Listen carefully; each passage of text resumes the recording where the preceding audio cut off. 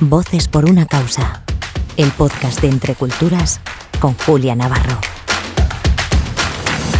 Hola, soy Julia Navarro y estamos aquí después de este verano que todavía se está alargando un poquito, este verano caluroso, y les doy la bienvenida a la 8ª temporada de Voces por una causa, el podcast semanal de Entre Culturas.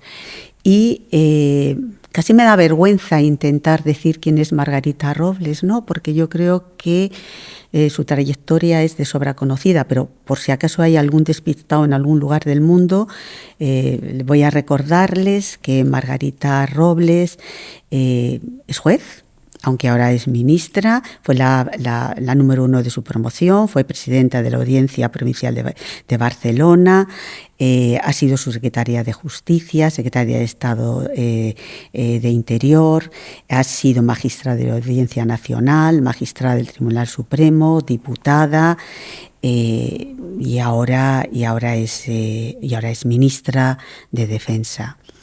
Gracias, ministra.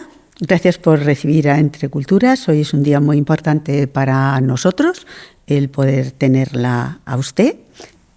Usted eligió el servicio público desde muy joven. ¿Por qué? Bueno, lo primero de todo decir es que para mí sí que es un honor poder estar aquí en esta conversación con Julia Navarro y toda la gente que nos está oyendo. Yo quiero decir que para mí Julia Navarro es un referente. Es un referente como mujer, es un referente como persona. Ya no hablo solamente como escritora, sino que de muchas cosas de las que yo he aprendido en mi vida he tenido como punto de mira a Julia Navarro. Y por tanto, eso lo vamos a tener que cortar porque me estoy poniendo colorada. Eso no y la protagonista es usted. No, eso no lo vamos a cortar porque todos también nos medimos por nuestros amigos y por nuestros enemigos, obviamente también, ¿no?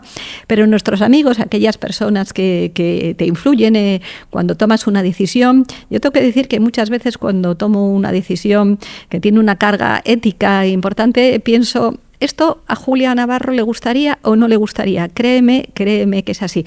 Luego también con muy pocas personas, con muy pocas personas, pero para mí sí que es un referente. Y hace muchos años que nos conocemos, Julia Navarro y yo. Yo tomé una opción personal cuando yo estudié Derecho, porque siempre me parecía que en la vida uno viene al mundo pues para poder ayudar y hacer algo por los demás. Yo, una de las cosas que más me ha marcado en mi vida es esa parábola de los talentos del Evangelio, ¿no? Es decir, yo creo que en la vida uno recibe unas capacidades, unas habilidades, unos defectos también, pero tiene que tener la habilidad suficiente de que eso ponerlo en circulación, ponerlo en valor. Y yo pues cuando decidí estudiar Derecho tuve una duda sobre medicina, pero luego me dio un poco más de miedo. Pensé, bueno, el derecho puede ser un instrumento para ayudar a que la sociedad sea más justa. Cuando estaba acabando la carrera, pues decidí que quería ser juez. Y entonces en España no había mujeres jueces todavía. Y yo recuerdo que se lo dije a mi padre, mi familia ha sido siempre muy austera, muy estricta, pero le dije a mi padre que quería ser juez, y él me dijo, pero ¿por qué no te dedicas a otra cosa, que ganes más dinero, notario o algo así? Y yo le dije, pues porque realmente la vida solo tiene sentido si tú estás en una profesión en la que desde tus responsabilidades eres capaz de transformar las cosas a un nivel muy grande, a un nivel muy pequeño, si puedes transformar las cosas para ayudar a los demás.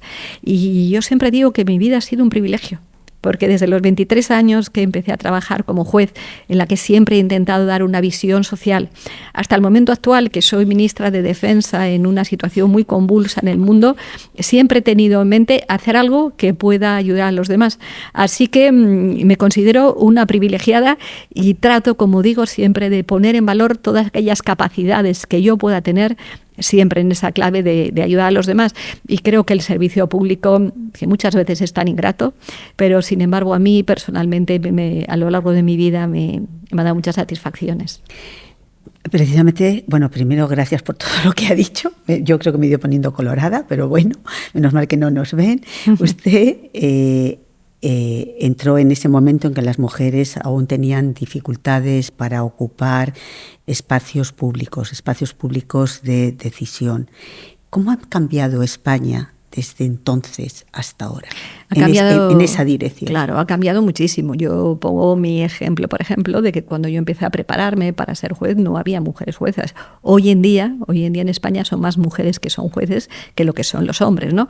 Y en todos los ámbitos de la vida, en el ámbito, por ejemplo, de la política, pues eran una minoría.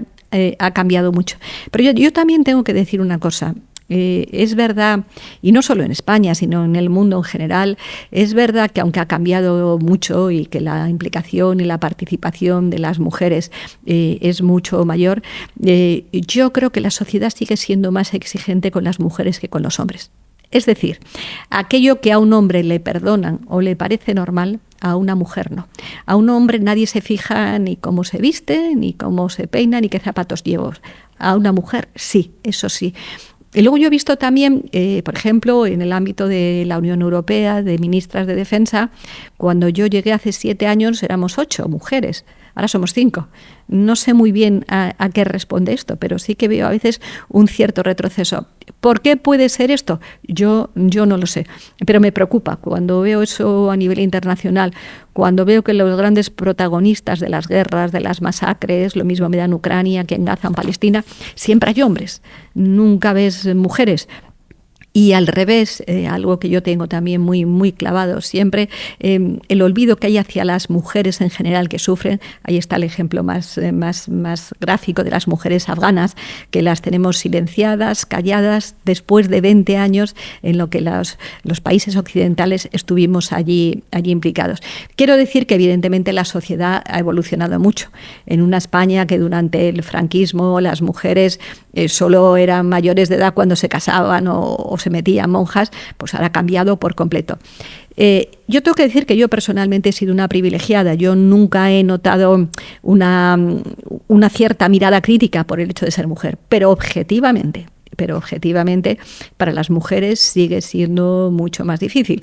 Yo voy a un determinado acto y lo que miran es la ropa que llevamos.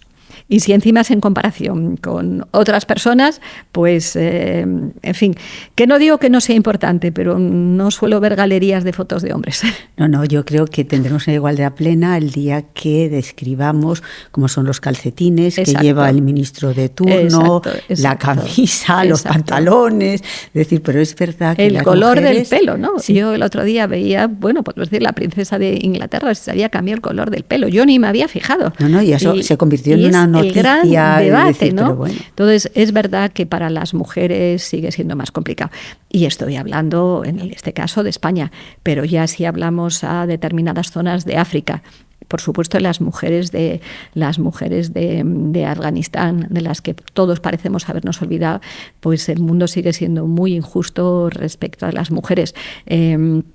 Y ya digo, culturalmente en algunos países de África y en otros países donde la violencia sexual es utilizada como un arma de guerra, efectivamente, pues queda mucho por hacer. Y también es verdad que yo creo que, y a mí me preocupa, a lo mejor es una percepción mía, yo no estoy muy segura, pero a veces tengo la percepción de que las mujeres jóvenes, quizá por rechazo a que a sus madres les ha tocado ser más activistas que nadie en el tema de defensa de los derechos de la mujer, bueno, se produce una cierta relajación, ¿no? En temas como la violencia de género y demás. Podría ser. Yo tengo esa percepción que probablemente no sea correcta, pero que en cualquier caso tenemos que tener mucho cuidado de que eso no sea así. Hay que seguir diciéndole a las mujeres que, y lo creo de verdad, que las mujeres tenemos una fuerza y una potencia que yo creo que es mayor que los hombres por una sencilla razón, que salvo excepciones, que evidentemente las excepciones las hay, las mujeres tenemos menos vanidad, tenemos menos soberbia, somos más humildes. Yo pongo el ejemplo de los grandes conflictos que hay en Ucrania, en Gaza. Yo no veo mujeres protagonistas, no las veo. Si voy a Naciones Unidas, que todos queríamos mucho más, tampoco veo un liderazgo de Naciones Unidas. Lo mismo me da, bueno, es verdad que en la Unión Europea hay una presidenta, pero todavía a nivel internacional, hablo del ámbito donde yo me muevo, sigue habiendo un déficit de mujeres en responsables públicos. Quizá en América Latina sea diferente, quizá en América Latina yo creo que ha habido un mayor compromiso de las mujeres y bueno, en esto tenemos que ser muy universales, todas las mujeres del mundo, ¿no? Igual que no debemos poner fronteras contra la violencia o contra la desigualdad, pues yo creo que en ese sentido tenemos que, cuando una mujer tiene un éxito o políticamente relevante o socialmente o literariamente o científicamente, yo creo que esto lo tenemos que ver como un éxito de todas. Se ha referido a Afganistán y me alegro especialmente porque estos días, a causa del terremoto, las noticias son terribles respecto a la situación de las mujeres. Usted tiene una sensibilidad especial respecto a Afganistán. Yo todavía recuerdo cuando las órdenes que dio cuando mandó los aviones para sacar gente de allí. Y estos días hay una noticia que a mí me ha impactado y me indigna. Me indigna el silencio de que haya mujeres que no las rescatan de los escombros del terremoto porque son mujeres, y entonces, bueno, pues se considera pecaminoso por parte de que los hombres que forman parte de los equipos de rescate puedan tocar a una mujer, puedan agarrarla de un brazo para tirar de ella y sacarla. ¿Por qué ese olvido de Occidente?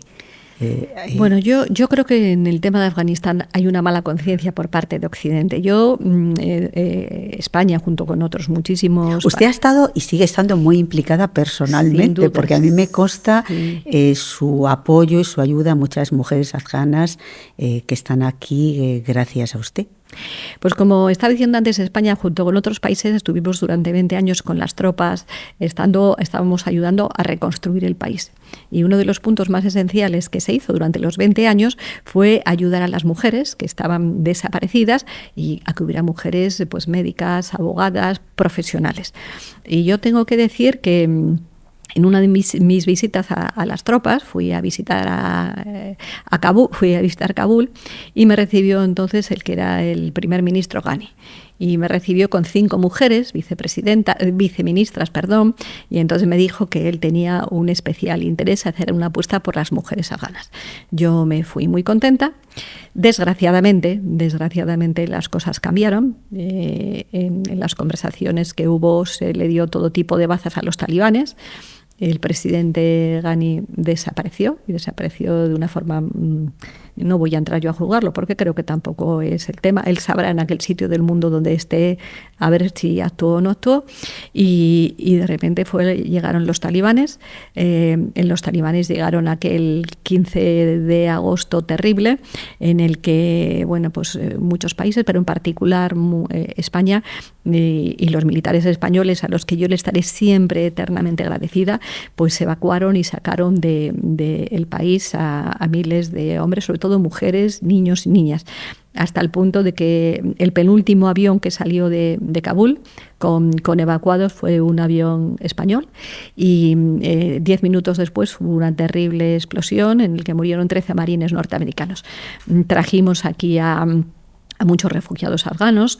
La vida ha sido muy difícil para ellos, especialmente para las mujeres que venían, que allí tenían muchísimas posibilidades y aquí encontraron dificultades para puestos de trabajo, y que además empezaban a ver cómo las mujeres que se habían quedado allí cada vez se las iban silenciando más.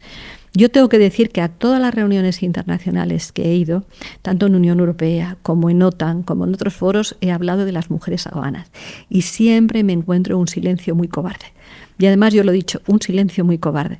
¿Y por qué creo yo que es ese silencio cobarde? Porque yo creo que la retirada que hicimos los países occidentales de Afganistán fue una retirada vergonzosa, vergonzante, porque yo puedo entender perfectamente que cada país tiene derecho a resolver su futuro y que no tiene por qué haber tropas de otros países. Pero hay unos mínimos que las democracias occidentales no podemos aceptar, y es que no haya una protección de la mitad de la población. Nos fuimos de Afganistán dejando al régimen talibán. No voy a entrar en otras consideraciones respecto al régimen talibán que están en la mente de todos, pero cada vez más se irá silenciando a las mujeres. A partir de los 12 años no pueden ir al colegio. Se les obliga a casarse. Ya la voz de la mujer está prohibida. Y lo que es peor, el nivel de fallecimientos que hay, porque como bien decía Julia, no pueden ir a médicos. Tienen que ser mujeres médicos, pero como al mismo tiempo no se permite a las mujeres formarse como médicas, pues entonces no pasa nada. Si en una familia uno tiene 3 hijas y no tiene un hijo, en fin, esa mujer no sabemos lo que va a pasar con ella. Y hay yo creo que hay un silencio cómplice por aquella retirada de Afganistán, porque quizás se ha dejado el país como perdido y porque quizás nos pasa a todos, nos pasa en la vida privada y nos pasa también en la vida pública, que todos vivimos con un día a día y sobre todo en el ámbito de la vida pública, ¿no? Uno está a la noticia, al flash de ese momento. ¿Por qué no decirlo también a lo que te da rentabilidad política? Y claro, lo que ya te queda muy lejos, todo el mundo está olvidado, ¿a quién le importan las mujeres afganas? Yo tengo en ese tema una enorme frustración. Siempre cuando hay reuniones con mujeres ministras lo sacamos el tema, pero tengo un poco la impresión de que soy la voz que clama en el desierto. En este momento hay otros focos de actualidad comprensibles, está el tema de Ucrania, está el tema de Gaza, hay otros temas de Afganistán, hay otros temas de actualidad, pero lo de Afganistán es muy duro y lo que es peor, yo no soy nada optimista con ello.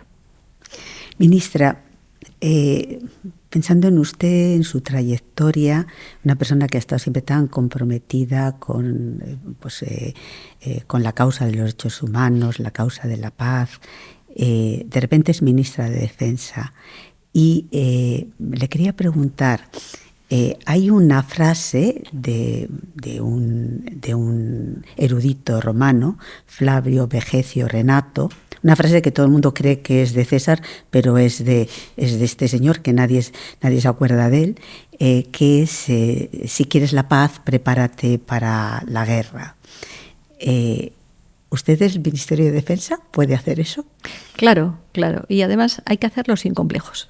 Quiero decir, muchos países, quizá por los antecedentes históricos que tenemos, hay una especie de antimilitarismo. Yo tengo que decirlo, llevo 7 años en el Ministerio de Defensa y he aprendido a respetar a las Fuerzas Armadas, porque cuando llegan los momentos difíciles, cuando hay que evacuar a gente en Afganistán, ahí están ellos. Cuando hay grandes inundaciones, cuando hay grandes incendios, cuando llega la COVID, ahí están nuestras Fuerzas Armadas.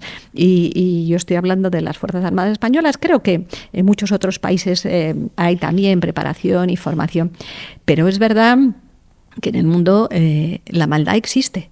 Y tenemos personajes como Putin o tenemos personajes como Netanyahu, por no hablar de otros dictadores que hay en el mundo, para los que el valor de la vida humana no significa nada.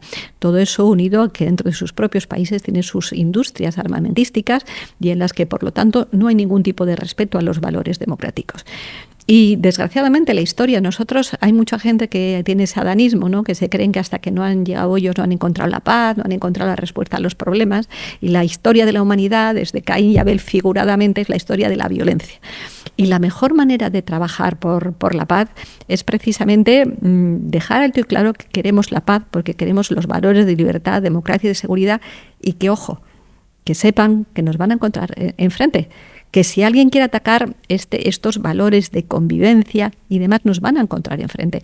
Yo, desde que ha empezado la guerra en Ucrania, la misma semana pasada estuve viendo combatientes ucranianos, gente que lo ha perdido todo, que ha perdido su presente, que ha perdido su pasado también, las personas mayores, y cómo están los jóvenes, ¿no? Y ellos me decían siempre, nuestra vida cambió. Aquel 24 de febrero de hace 3 años yo era periodista, yo era médico, yo era trabajador y de repente mi vida cambió por completo. Las masacres, las matanzas y demás. Y por eso estamos ayudando a Ucrania. Estamos ayudando a Ucrania enviando material, en el caso de España, material para defenderse, precisamente porque creemos en la paz. Y para defender la paz no se hace con grandes pancartas. Las pancartas están muy bien, o con grandes discursos, pero eso no le soluciona la palabra a la gente. Frente a los dictadores, frente a los que utilizan la violencia desde el Estado, y he puesto los 2 casos de Putin y de Netanyahu, que son espeluznantes, yo creo que la comunidad internacional no puede ponerse de perfil. Y en ese sentido, porque creemos en la paz, pues en el caso de Ucrania hay que apoyar firmemente al pueblo ucraniano enviando armas también, naturalmente que sí, y con una política de disuasión respecto de Putin. ¿España estará en esas fuerzas de interposición? Es que no se sabe todavía en qué términos va a ser el acuerdo de paz. Yo creo que lo importante es saber en qué términos va a ser el acuerdo de paz, porque no sabemos... ¿Habrá acuerdo de paz? Yo, a medida que pasan los días, quiero razonablemente ser optimista, pero veo que los ataques están siendo terribles en Kiev, la población, que las matanzas que está habiendo para definir fronteras son de una especial crueldad, de una especial carnicería, y por lo tanto, hasta que no sepamos cuál es un acuerdo de paz, no podemos saber cuál va a ser la posición, por ejemplo, de Estados Unidos o la posición de Europa. Porque si hay algo que tiene que quedar muy claro, es que el acuerdo de paz solamente lo puede decir el pueblo ucraniano. Los demás desde fuera podemos hablar de si se hace esto, si hace el otro, pero tenemos que respetar a un pueblo que ha pagado un precio altísimo en esa paz justa y duradera. ¿Va a haber tropas en territorio ucraniano? Es que es un debate que es absolutamente improcedente, porque eso tendríamos que ver en qué términos Ucrania quiere ese acuerdo de paz. Ministra, ¿cuántos soldados españoles hay en estos momentos en las misiones de paz? Pues en este momento tenemos unos 3.000 militares que están pues de una situación difícil y complicada como está en el Líbano, tenemos en la República Centroafricana, tenemos en el Océano Índico en la lucha contra la piratería y en la Operación Atalanta, tenemos en el Golfo de Guinea y luego ya más en concreto por lo que hace referencia al flanco oeste de disuasión precisamente frente a Rusia, pues tenemos en Letonia, tenemos en Lituania y tenemos también en Eslovaquia. Yo tengo un enorme respeto por los militares españoles como por las fuerzas de paz de todos los países. Este verano tuve la posibilidad de ir una semana a Canadá y me encantó una gran estatua que vi en Toronto, en Ottawa, en la capital, en Ottawa, que era a los peacekeepers. Canadá también es un país que está muy implicado en las operaciones de paz y por supuesto yo me siento muy orgullosa de los españoles que están en las misiones de paz, pero me siento muy orgullosa de los países, por ejemplo, con nosotros en el Líbano, en El Salvador, en el Líbano hay muchos miembros de contingentes de otros países. Tenemos, por ejemplo, de El Salvador, que están trabajando muy cercanamente con nosotros.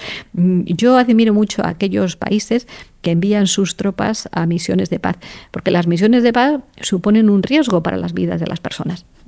Y entonces nosotros, España lleva más de 20 años en misiones de paz y llevamos casi 170 muertos en misiones de paz. Y a veces, cada vez que voy al Líbano, siempre se me produce un acto que me emociona mucho, porque el pueblo libanés siempre dice que España y el Líbano son países hermanos, porque hay muchos soldados españoles que murieron en el Líbano y siempre hacemos un homenaje a esos muertos, como murieron en Afganistán, como murieron en Kosovo. Yo, por ejemplo, en Afganistán, a la vuelta de Afganistán, hubo un terrible accidente, el accidente del Jack, donde murieron más de 60 personas que no recibieron el trato que tenían que haber recibido, y yo siempre he pedido perdón a las familias porque creo que no estuvimos a la altura de las circunstancias. Ministra, ahora que estamos hablando de paz, usted tuvo una relación especial con el Papa Francisco, al que también le preocupaba la paz. Uh-huh. ¿Cómo fue esa relación? Porque hubo muchas personas que aireaban y publicitaban mucho sus entrevistas con el Papa Francisco, pero usted en eso fue absolutamente discreta y sin embargo usted fue construyendo con el Papa pues una relación de confianza, de amistad. ¿Qué le aportó a usted desde el punto de vista personal, pero también político? Bueno, yo lo primero que tengo que decir que para mí es de los lujos que tengo en mi vida haber conocido al Papa Francisco. En un lugar preferente de mi habitación tengo, un poco antes de morir, una Virgen de la Paz que me regaló, porque me dijo que quería reconocerme mi esfuerzo por la paz. Ahora estoy precisamente leyendo su autobiografía, Esperanza, que tengo que decir, para que no esté escuchando, que me lo regaló Julia Navarro, ¿eh? y estoy disfrutando mucho. Yo creo que yo nunca hice ostentación de ello, porque mi reunión con él era una reunión, la hacíamos en Santa Marta, era una reunión privada y hablábamos de todo, ¿no? Hablábamos de las desigualdades, hablábamos de la inmigración, que era algo que a él le preocupaba muchísimo. Él tenía una visión de la vida, de la religión, muy parecida a la que yo tengo, y por supuesto hablamos mucho de la paz. Hablábamos mucho de la paz, él está muy, muy comprometido en el tema de Ucrania. Tengo que decir también que en el tema de Gaza, yo siempre me decía que cuando nos veíamos allí en Roma, en Santa Marta, que él todos los domingos llamaba por teléfono a la única parroquia que había en Gaza. Y como 10 días después de su muerte hubo un bombardeo y atacaron esa parroquia. Entonces, bueno, yo intenté a ver si podíamos ponernos en contacto, pero era muy complicado y muy difícil. Y el compromiso del Papa Francisco con la paz era un compromiso total y absoluto desde el realismo. Y yo creo que a él a veces le generaba una enorme frustración, porque a veces en todo este tema de conseguir la paz, pues para algunos gobernantes hay unas prioridades más políticas que de llegar a obtener la paz, ¿no? Yo realmente cuando veo el precio de vidas humanas que se está pagando en Ucrania o en Gaza y demás, y eso lo hablábamos mucho con el Papa Francisco. Entonces, y también hablábamos de esto porque hay que ser lógico lo que hablábamos antes, ¿no? Es verdad que hay armas en las guerras y si quieres la paz, pues tienes que preparar la guerra. Y a veces pues hablamos de la industria de armamento, claro que sí, hablamos de la industria de armamento que hoy en día cada vez tiene más una finalidad dual. Pero a mí la forma de ser del Papa Francisco me gustaba mucho porque era muy cercano. Ahora entiendo muchas cosas de su biografía, de sus orígenes en Argentina. Era muy auténtico. Era muy, muy auténtico. ¿Tenía mal genio? Bueno, yo creo que sí, él se rebelaba mucho contra la injusticia. Ahora, por ejemplo, oyendo su biografía, aquello que le criticaban tanto cuando decían, si se meten con mi madre, yo le doy un puñetazo. Y él lo explica muy bien. Ese respeto a lo que supone la madre, a lo que respeta a su mujer. Es una forma muy metafórica de hablar. Lo que pasa que él lo tuvo muy difícil porque evidentemente tenía una visión de la religión, ya digo, con la que yo me identifico mucho, y el Vaticano sigue siendo un centro de intrigas como la vida política, ¿no? Que muchas veces a las personas que somos creyentes eso nos echa un poco para atrás, ¿no? Porque es justamente lo contrario de lo que nosotros entendemos que debe ser una visión religiosa. Y evidentemente todos sabemos que el Papa Francisco tenía dentro de la curia muchos detractores. Y me acuerdo una de las veces que estuve con él, íbamos con un reducido grupo mío de colaboradores que estaban en el ministerio, pues fue una época en la que, yo no sé, había unos tuits o no sé qué, que le deseaban la muerte. Y estábamos en la reunión 3 personas y 2 le decían, mis hijos que son de lo más religioso y que están en estos grupos modernos, no solamente no le desean la muerte, sino que rezan todos los días, ¿no? Es decir, él lo tuvo muy difícil y yo que he sido también muy seguidora del Papa Juan Pablo II, porque me parece que Juan Pablo II cambió el mundo de Europa, cambió después de la caída del muro. Para mí es un referente muy importante. Pero para el Papa Francisco, quizá porque los latinoamericanos son distintos a los polacos, la forma de ser, ¿no? Hay gente que a veces era más fácil para criticarle, pero yo desde luego me daba mucha paz estar con él. A veces nos daba a los dos mucho dolor y mucho sufrimiento porque veíamos que esto no avanzaba. Hacíamos alguna reflexión, que yo no sé si es muy políticamente correcto aquí, pero me va a perdonar que la diga, ¿no? Él no, porque era más prudente, pero yo lo sacaba muchas veces. Yo nunca he entendido el papel de la Iglesia Ortodoxa rusa y el apoyo a Vladimir Putin. No lo he podido entender y se lo decía a él. Y yo le decía, eso hay que cambiarlo, porque yo no entiendo que las religiones, ninguna religión, me es igual el Islam, me es igual el cristianismo, me es igual el budismo, no entiendo que ninguna religión pueda apoyar a dictadores, a asesinos, y tiene que ser un mensaje de paz. Y yo pues lo comentábamos, ¿no? Porque creo y sigo pensando que la Iglesia Ortodoxa rusa tiene una enorme influencia sobre Putin, y es algo que a mí me resulta muy difícil de entender, de aceptar, y lo hablábamos con él. ¿Qué le enseñó personalmente?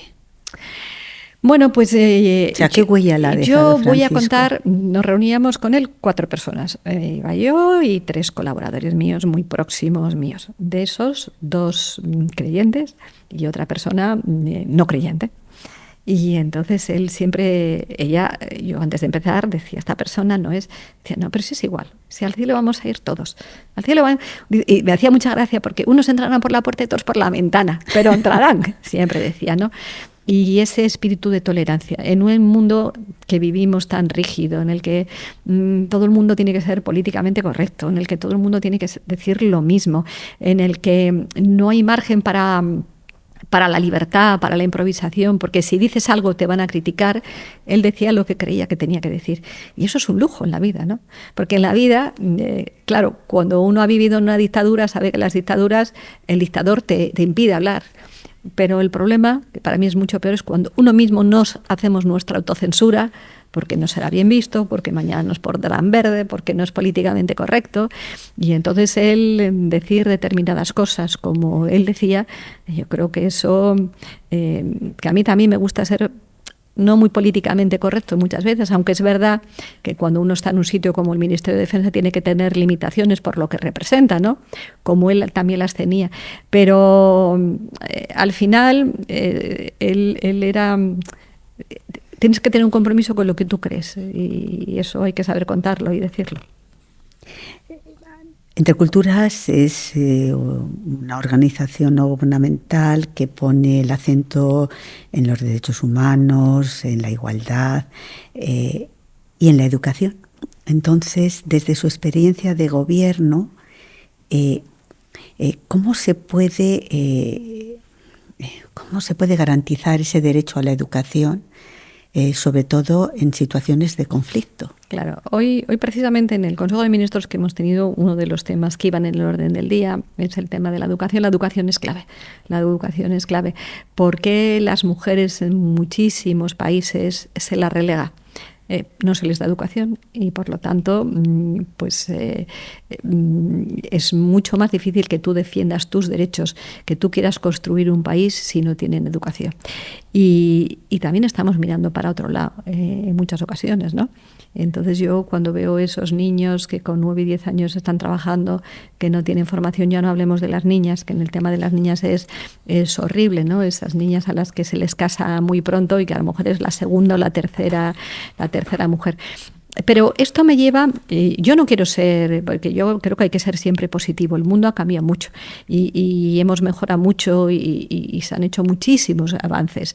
Pero a veces tengo la impresión de que también hay retrocesos y esos retrocesos siempre a los que más afectan son sobre todo las mujeres y la clave es la cultura. Por eso yo cuando era pequeña siempre decía, yo querría ser misionera. Eso sí le decía a mi madre, si tengo que ser monja no me dejes, ¿eh? Eso sí que no, ¿no? Pero esa idea de ir a los sitios para explicar a la gente, no necesariamente para enseñar tu religión, sino para enseñar pues que las mujeres puedan de alguna manera tener su cultura, su formación. Yo voy a contar un caso sin dar más detalles. Nosotros solemos traer a veces niñas de países que en su territorio pues tienen problemas de malformaciones congénitas o de enfermedades complicadas y nos hemos traído, gracias al apoyo de las madres de Teresa de Calcuta y gracias al Ejército Español, niños no voy a decir el país porque no procede, ¿no? Pero una de las niñas con una alteración terrible en la cara, medio ciega y demás, ha vuelto a su país después de que la hayan operado. Y yo le decía a una de las madres de Teresa de Calcuta, le decía, lo más importante es que esta niña tenga formación. Tiene un problema porque no la admiten en los colegios por su propia deformación, ¿no? Y yo decía, es que esta niña tiene que saber leer, tiene que saber escribir, tiene que saber formarse, porque además, y no es nada fácil, no es nada fácil. Entonces ya a las mujeres se las deja en un segundo lugar. Pero si además son niñas que por lo que sea tienen algún tipo de déficit, entonces ya se las abandona por completo. Y es necesario Y yo creo que por eso es tan importante esta conversación que estamos teniendo. El futuro son nuestros niños, son nuestras niñas, ese es el futuro. Porque es verdad que los valores que se inculcan desde pequeños te quedan ahí, te quedan ahí. Pero insisto, a mí, por eso creo que son tan importante la labor que se está haciendo aquí en la Fundación, porque los demás vivimos todos un día a día que nos puede. Y cuando acaba el día, dices, sí, yo he ayudado, pero el mundo es tan enorme, tan enorme. Hay tantas injusticias. Entonces, bueno, yo, por ejemplo, leí un libro, hablando del Papa Francisco, el último libro de Javier Cercas. Javier Cercas, sí. Y leí el libro de Javier Cercas. Y entonces, del misionero que está allí en Mongolia, dejado de la mano de Dios, en un desierto, pero sin embargo, cómo está trabajando, cómo está haciendo que al final haya un movimiento de católicos muy minoritarios, pero de China o de Mongolia, que van allí, ¿no? Y eso lo explica muy bien Javier Cercas. Bueno, pues esa labor de que se llame como quiera, de apostolado, de misión, cada uno que lo llame como quiera. Pero la cultura es esencial y fundamental. Una pregunta ya estamos terminando. ¿Usted cree que en vista de todo lo que está sucediendo en este momento, en Gaza, en Ucrania, pero también en Sudán, en tantos y tantos puntos, porque a veces focalizamos lo que tenemos más cerca o lo que a Occidente le preocupa más y nos olvidamos de que hay conflictos bélicos en otros muchos lugares donde la gente también muere y donde los hay niños... 36 guerras en este momento no declaradas. Y yo lo decía antes, por ejemplo, países africanos donde los niños son utilizados como arma de guerra, donde la agresión sexual es absolutamente terrible, donde hay guerras civiles encubiertas y muchas veces no ya solamente guerras civiles, sino guerras tribales. Pero hay una frase que a veces dice alguna, ¿y eso a quién le interesa?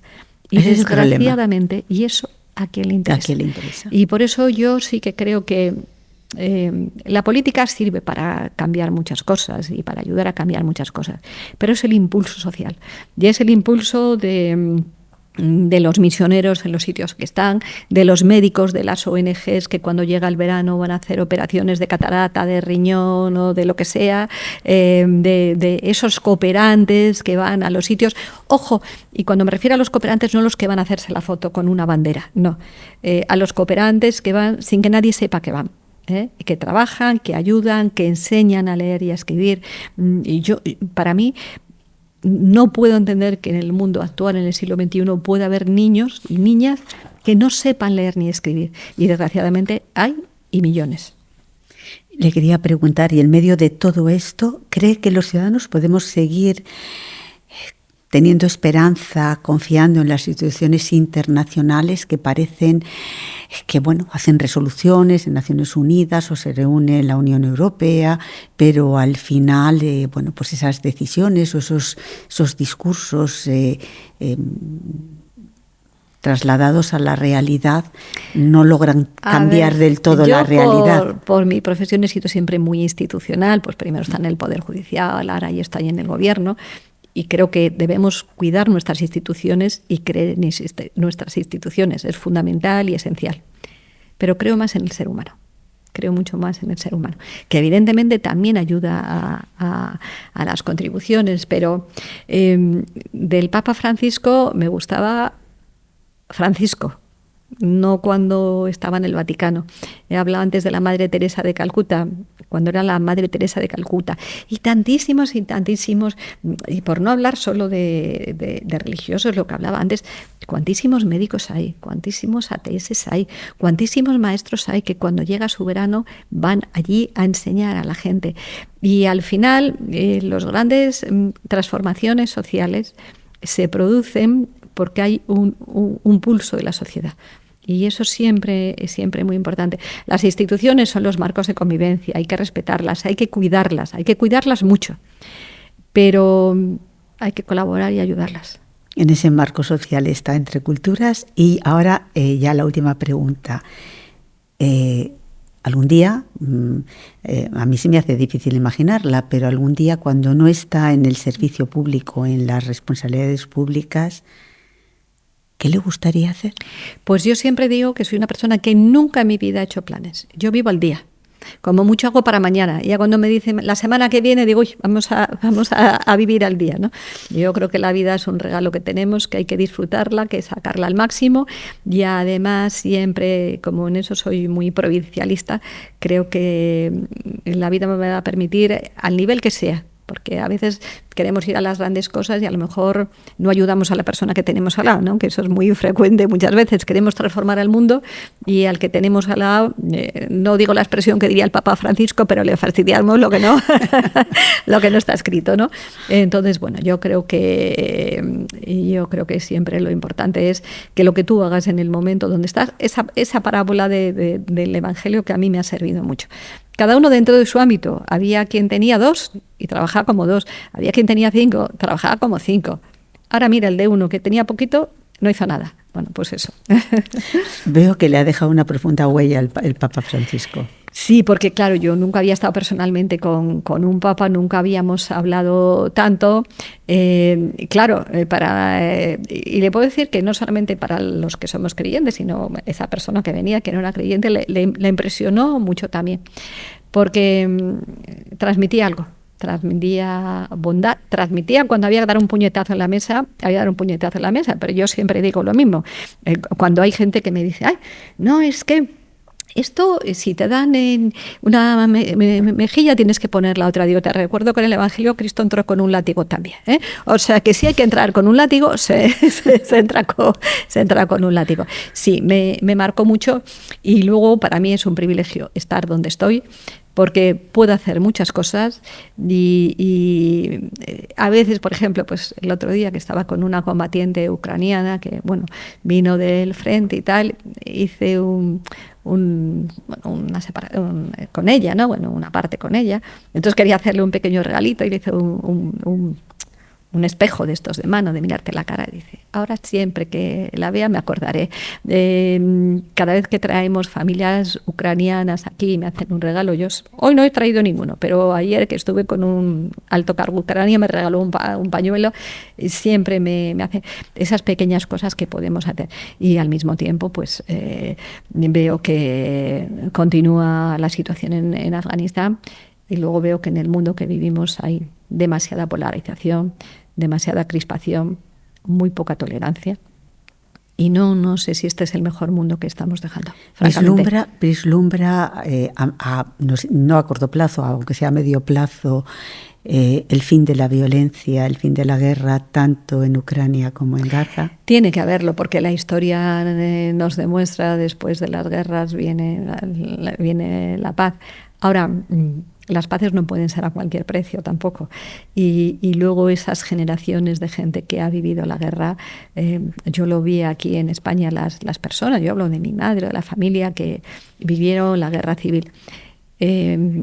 Muchísimas se hicieron por superarlas, pero otras no lo han podido superar, ¿no?